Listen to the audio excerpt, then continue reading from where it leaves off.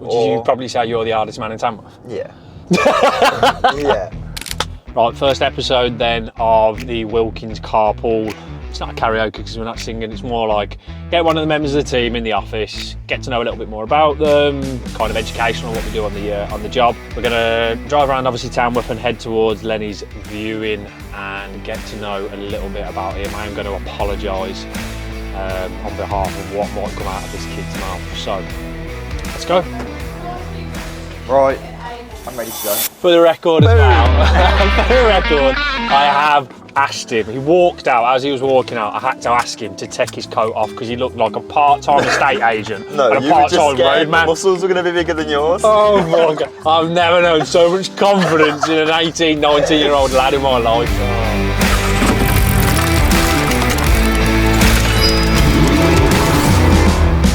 Lendog, what do you do at Wilkins? I am the sales negotiator at Wilkins Estate Agents. You are the sales negotiator. Where are you? At first, second and third? At the minute, I am number one. You are at the minute? I am at the minute number one. How many deals at the bottom of the board are yours? Quite a lot. Oh wow, that's what I'm pretty sure there's none. No, hang on, because that's what I've been doing this morning. I've got 4 offers.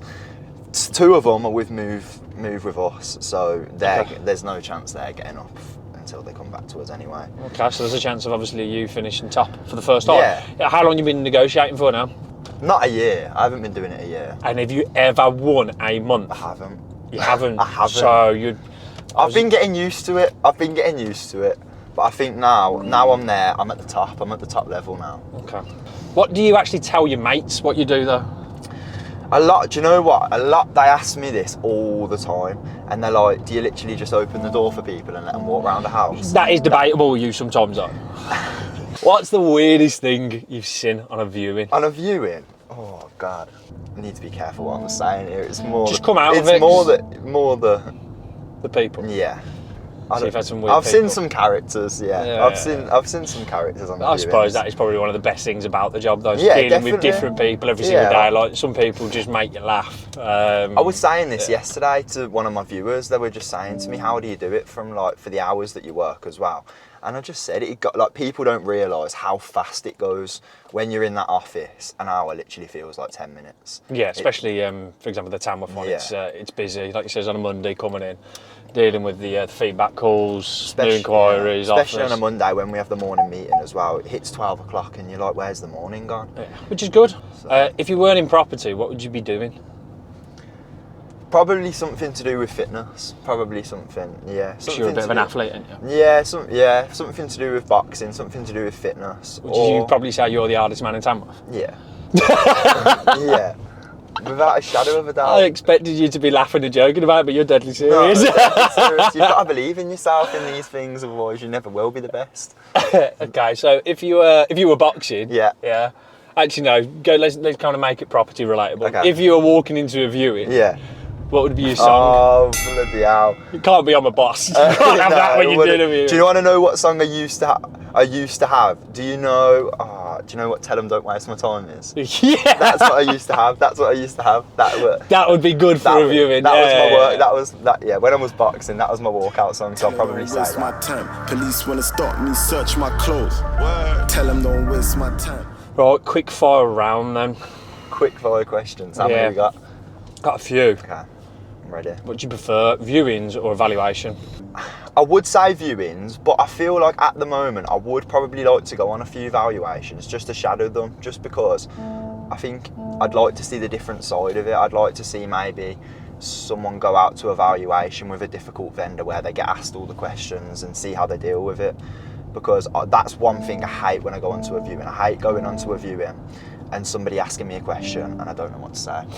Yeah, but there's no harm in turning around to somebody and not knowing the answer and turning around and just saying to them, being honest with them. I can find out, leave it with me. Yeah. That's the correct thing to do. Yeah, and ultimately, well, in everything, you're not going to know everything about the property, particularly for example. There could be stories about the house that the vendors know more so than you. So there's no harm in putting your hands in the air and say, "Let me find out, come back to you."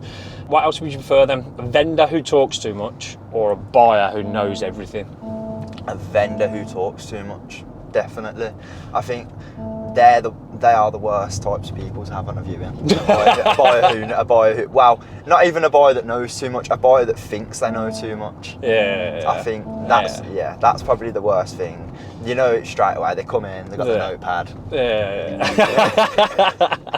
Right, do not bring a notepad on a viewing, Lenny. Right, what do you prefer, email or phone calls? Phone calls, easy, Yeah, 100%. 100%. I think, yeah, I agree. Go on, I'll let you. I think when you're working in an office, how busy it is, you can't be waiting a few hours for an email to send through and then they've got to come back to you. So much easier to just pick the phone up, have the conversation. I think as well, especially if it's an offer, I would never negotiate an offer on an email or a text or something. I think you've got to have the conversation on the phone. 100%. Like he says, I think nowadays, especially with the generation, which is quite good actually, because obviously you're in the younger generation, but you understand the importance behind it. Yeah. I think people can hide behind an email or a text message, and they can take the email or a text message in a certain tone, manner, whereas if you're on the phone, they can hear your tone and your voice. You can talk through, obviously, the description of the people, who's offered, why they've offered, etc., etc. So you can create a bit of a better picture, have a conversation. If there's any queries, objections, you can nip it in the bud straight away. Definitely. So, group WhatsApp chaos or silent office tension? Has something happened in the office? Like, has something bad happened between? Yeah, if something bad's happening, but then let's make it relatable. So, like, you've got, for example, a difficult, I don't know, case, client, whatever it is, and it's WhatsApp chat. It's going off in there as well. What would you prefer? I'd probably say the WhatsApp chat, just because I don't know. I wouldn't really like to fall out with anyone in the office. I feel like we're quite close. We're quite a close, tight knit office. I feel like everybody gets along really well, and I feel like I was saying this to Beck the other day. I feel like that is one of the main reasons why we are so good, because I feel like if you are in the office for how long we are doing what we're doing, and you're not enjoying it, you're not with people that you can get along with, I feel like it just wouldn't work. Yeah, no, I agree. I do think Tamworth has got a phenomenal kind of team morale. They do things after work together, curries, lots of beers for some of them, the same culprits every time. So yeah, Beck really does have her handful with you a lot. Yeah, all right, you've got one last task. Okay. We're coming up to the end of the B-Tech Carpool. We aren't James Corden, unfortunately, driving around with all these famous people. Unfortunately, I'm Josh Wilkins driving around with Lenny Byrne in the car. I'll be famous one day, don't you worry. You can play this video back and you'll probably be able to sell it for a lot of money one day. Okay, you've got one chance then. Last song going into the office. You're jumping on the aux. Have you got Spotify? What would you like to play? Man in the Mirror by D Block Europe. This is a good song, this is. Of course you're going to be picking something like this. This is the type of music that I listen to. This is a really good song. And especially... When he came into the car, like he says at the start of the video, he had literally wearing this big bomber jacket.